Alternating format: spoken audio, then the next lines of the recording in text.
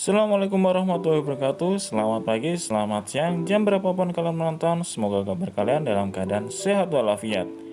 Pada kesempatan kali ini kita akan membahas di bab 3 dan ini adalah part yang pertama. Bab 3 ini adalah bab yang kita akan baru pelajari, yaitu tentang sistem hukum dan peradilan di Indonesia. Selamat ya, kalian akan mempelajari bab 3 dari video dari saya. Setelah mempelajari 2 bab sebelumnya, tentunya pengetahuan dan pemahaman kalian semakin meningkat. Hal ini tersebut tentu saja harus diikuti pula oleh sikap dan perilaku kalian yang semakin baik. Pada bab ini, kalian akan diajak untuk menganalisis sistem hukum dan peradilan di Indonesia berdasarkan Undang-Undang Dasar Negara Republik Indonesia. Pengadilan negeri merupakan salah satu wujud dari kekuasaan kehakiman yang berlaku di Indonesia. Kekuasaan kehakiman merupakan elemen penting dalam konsep negara hukum yang diberlakukan di Indonesia. Konsekuensinya dari ditetapkan negara kita sebagai negara hukum adalah bahwa segala kehidupan kenegaraan selalu berdasarkan kepada hukum. Untuk menjaga dan mengawasi bahwa hukum itu berlaku dengan efektif tanpa adanya pelanggaran-pelanggaran serta menegakkan keadilan, maka di negara kita dibentuklah lembaga peradilan. Lembaga peradilan merupakan sarana bagi semua pencari keadilan untuk mendapatkan perlakuan yang semestinya di depan hukum. Bab yang kita akan pelajari yaitu tentang sistem hukum di Indonesia dan meliputi makna dan karakteristik hukum. Mulai dari yang pertama, yakni makna dan karakteristik hukum. Seorang filsuf pernah mengatakan bahwa hukum itu ibarat pagar di kebun binatang. Mengapa orang berani pergi berkunjung ke kebun binatang? Jawabannya, karena ada pagar yang membatasi antara liarnya kehidupan binatang dengan para pengunjung. Jika tidak ada pagar yang memisahkan pengunjung dengan binatang, tentu saja tidak akan ada orang yang berani masuk ke kebun binatang. Para pengunjung dapat menikmati kehidupan binatang dengan aman karena ada pagar yang membatasi mereka dengan binatang buas tersebut. Demikianlah hukum itu pada hakikatnya merupakan pagar pembatas agar kehidupan manusia aman dan damai. Nah, coba bayangkan jika seandainya di negara kita tidak ada hukum. Dapat diperkirakan kesemrautan akan terjadi dalam segala hal, mulai dari kehidupan pribadi sampai pada kehidupan berbangsa dan bernegara. Sebagai contoh, kalau seandainya tidak ada peraturan lalu lintas, kita tidak akan dapat memperkirakan ke arah mana seseorang mengendara kendaraan bermotor akan berjalan, di sebelah kiri atau kanan. Pada saat lampu menyala, mereka apakah pengendara akan berhenti atau jalan? Dengan adanya peraturan lalu lintas, maka para pengendara kendaraan bermotor harus berjalan di sebelah kiri. Jika lampu pengatur lalu lintas berwarna merah, maka semua kendaraan harus berhenti. Arus lalu lintas menjadi tertib dan keselamatan seorang pun terjamin. Nah, jadi intinya hukum itu apa? Hukum merupakan aturan, tata tertib, dan kaidah hidup.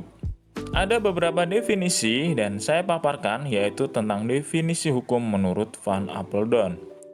Hukum adalah sulit untuk dibuat karena sulit untuk mengadakannya sesuai kenyataan. Di dalam hukum tersebut terdapat beberapa unsur diantaranya yakni peraturan mengenai tingkah laku manusia dalam pergaulan masyarakat. Peraturan itu dibuat dan ditetapkan oleh badan-badan resmi yang berwajib.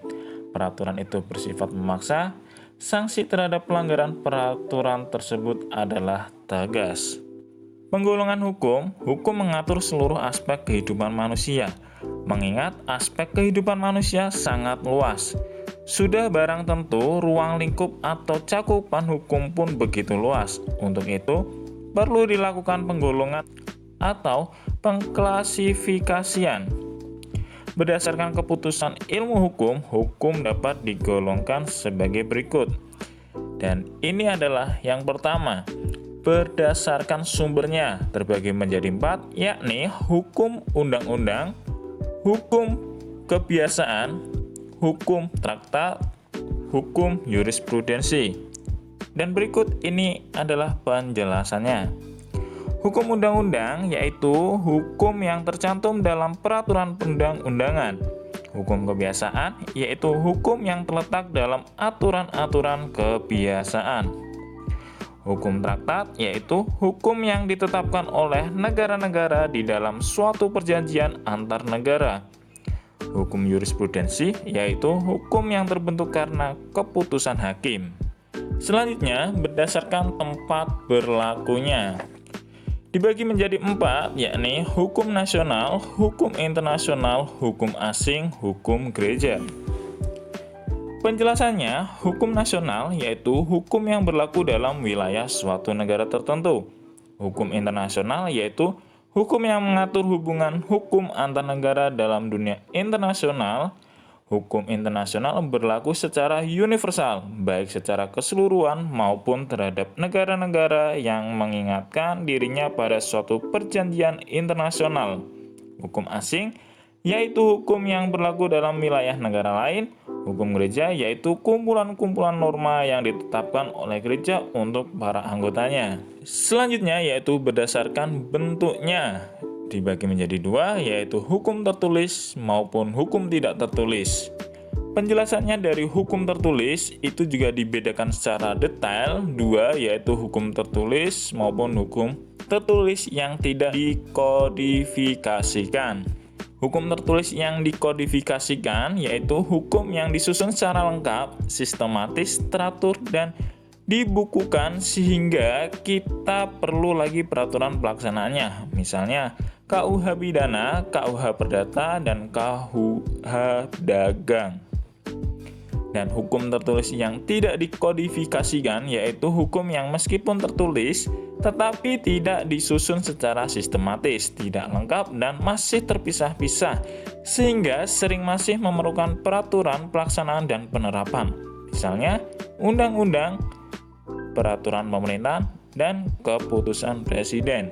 Hukum tidak tertulis yaitu hukum yang hidup dan diyakini oleh warga masyarakat serta dipatuhi dan tidak dibentuk menurut prosedur formal, tetapi lahir dan tumbuh di kalangan masyarakat itu sendiri.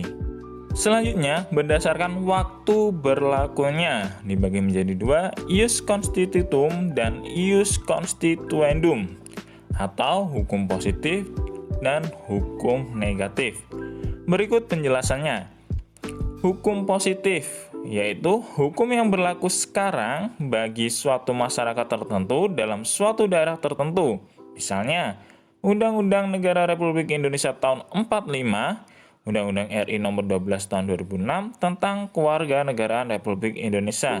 Sedangkan hukum negatif yaitu hukum yang diharapkan berlaku pada waktu yang akan datang. Misalnya, rancangan undang-undang. Selanjutnya yang kita bahas yaitu berdasarkan secara mempertahankannya. Dibagi menjadi 2, hukum material maupun hukum formal. Berikut penjelasannya. Hukum material yaitu hukum yang mengatur hubungan antar anggota masyarakat yang berlaku umum tentang hal-hal yang dilarang dan diperbolehkan untuk dilakukan.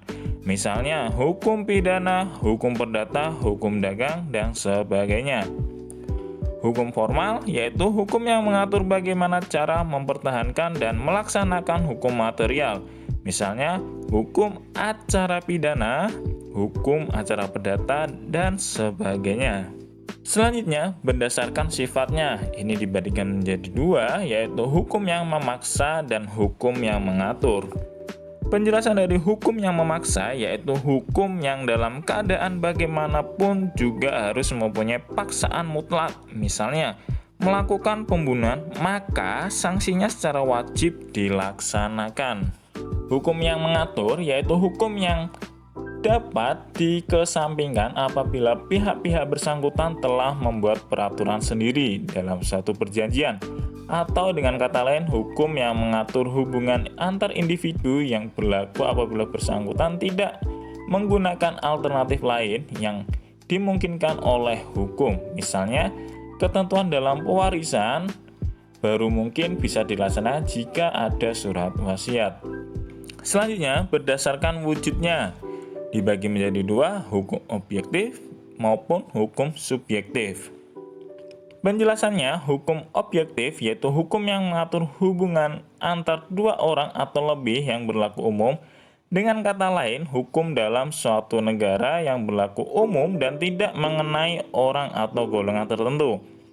Hukum subjektif yaitu hukum yang timbul dari hukum objektif dan berlaku terhadap seorang atau lebih. Hukum subjektif sering juga disebut hak.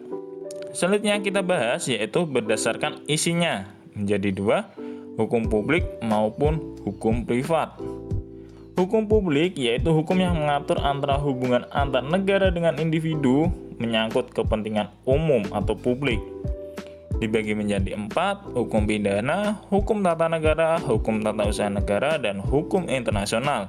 Sedangkan hukum privat yaitu hukuman yang mengatur hubungan antar individu satu dengan yang lain, termasuk negara sebagai pribadi. Hukum privat terbagi menjadi atas, hukum perdata maupun hukum perniagaan. Cukup sekian pemaparan dari saya pada pertemuan kali ini. Kita akan berjumpa di minggu yang akan datang. Saya ucapkan terima kasih. Bagi kalian yang ingin ada yang ditanyakan, silakan kalian tanyakan kepada guru kalian menggunakan platform yang sudah disediakan oleh guru kalian. Saya ucapkan terima kasih. Wassalamualaikum warahmatullahi wabarakatuh.